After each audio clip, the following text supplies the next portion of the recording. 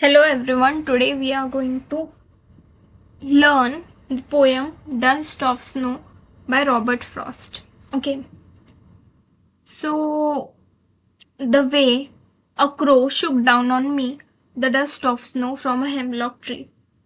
तो पोएट ये कहते हैं कि सर्दी का मौसम था और एक हेमलॉक ट्री रहता है। वो पॉइजनस होता है, उसके फूल और उसके लीव्स। तो जो हेमलॉक ट्री होता है उसके ऊपर स्नो जमी हुई थी, तो कौवा उस पर बैठा होगा और तभी पोएट अपने रास्ते से जा रहे थे तो उनको तो उनके शोल्डर के ऊपर थोड़ा सा डस्ट ऑफ स्नो गिरे। डस्ट ऑफ स्नो मतलब थोड़े से डस्ट के पार्टिकल्स, सॉरी थोड़े से स्नो के पार्टिकल्स जो कि डस्ट की तरह फाइन थे, है ना। बहुत ऐसा मोटा नहीं था, ऐसे बहुत बड़ा क्या स्नो का बॉल नहीं गिरा उनके ऊपर, थोड़ी सी ऐसा, थोड़ा सा powder powder of snow. Hemlock tree poisonous होता है, ठीक है। तो यह एक छोटा सा इंसिडेंस हुआ जिसकी वजह से पोएट का मूड चेंज हो गया। Has given my heart a change of mood, has given my heart a change of mood and save some part of a day I had rued. ठीक है, अब रूड का मीनिंग देख लेते हैं। RUED, rude.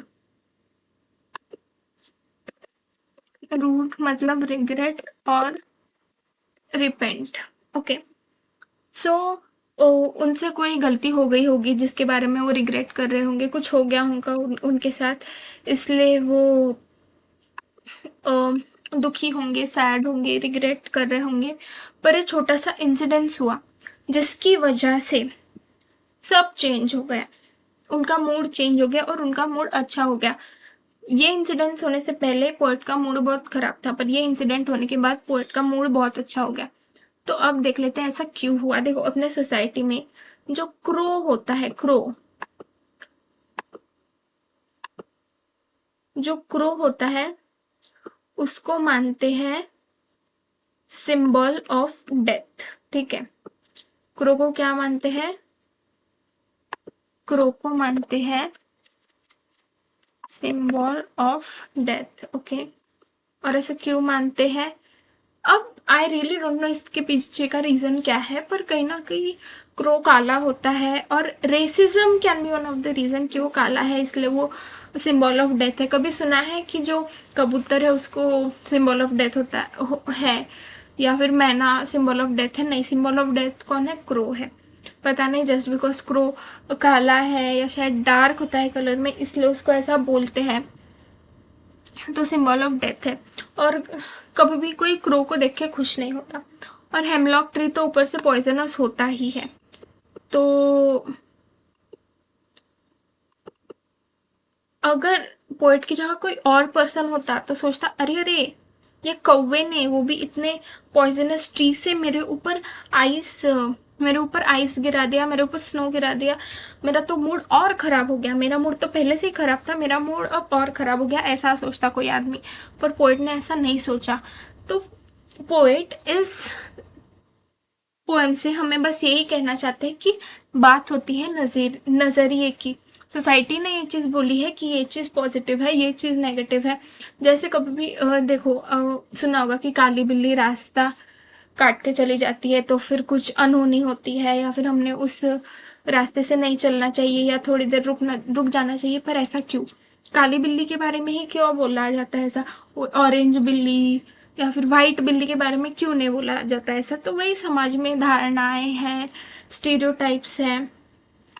ठीक है, समाज में बहुत सारे स्टीरियोटाइप्स है, काली बिल्ली को लेके, क्रो को लेके, या किसी भी चीज़ को लेके कि नहीं, कोई छींकता है तो कुछ नहीं करना चाहिए। कुछ, अब हम बाहर जा रहे हो और कोई छींक दे तो थोड़ा देर वेट कर लो फिर जाओ। तो ये सब अपने नज़रिए की बात है, ऐसा कुछ नहीं होता। और पोएट इस पोएम से हमें और एक चीज़ बताना चाहते हैं, जो है इम्पोर्टेंस ऑफ नेचर। देखो, हम ह्यूमन बींग्स भी नेचर का पार्ट है। इन द सिमिलर वे जो ये होते हैं क्रो, वो भी नेचर का पार्ट है, हेमलॉक ट्री भी नेचर का पार्ट है, सांप बोलो, जो भी चीज़ें हैं सारे हम नेचर का पार्ट है। तो नेचर कभी खराब नहीं हो सकता, नेचर कभी नेगेटिव नहीं हो सकता। भले ये पॉइजनस है, ट्री पॉइजनस है, हाँ मैं मानती हूँ, पर हर चीज़ का अपना एक काम होता है, हर चीज़ का अपना एक रोल होता है। तो इसलिए हमें किसी को देख के कुछ जज नहीं करना चाहिए, और हमें ऐसे मन में स्टीरियोटाइप्स नहीं रखना चाहिए कि अरे वो कौवा है मतलब वो सिंबल ऑफ डेथ है, अरे नहीं वो काली बिल्ली रास्ता काट के चली गई तो नहीं अब तो मैं बाहर निकलता ही नहीं, अब मैं 1-2 घंटे के बाद घर से बाहर निकलूंगा, नहीं, ऐसा नहीं करना चाहिए। तो यही सिंपल सी पोएम थी, इसमें बहुत कुछ एक्सप्लेन करने जैसा था नहीं। इसके जो भी वर्ड मीनिंग वगैरह रहेंगे वो मैं आप लोगों को बताऊंगी। ओके, सो तब तक के लिए बाय। और कुछ वर्ड मीनिंग वगैरह खास तो कुछ है नहीं, बेसिक वर्ड से बना है। हेमलॉक ट्री एक पॉइजनस ट्री होता है, शुक डाउन ऑन मी मतलब गिरा दिया, और रूड मतलब रिग्रेट और रिपेंट, और इतने ही है new words. Okay, thinking about the poem करेंगे नेक्स्ट वीडियो में। ओके, तो यस, मिलते हैं अगले वीडियो में, तब तक के लिए बाय।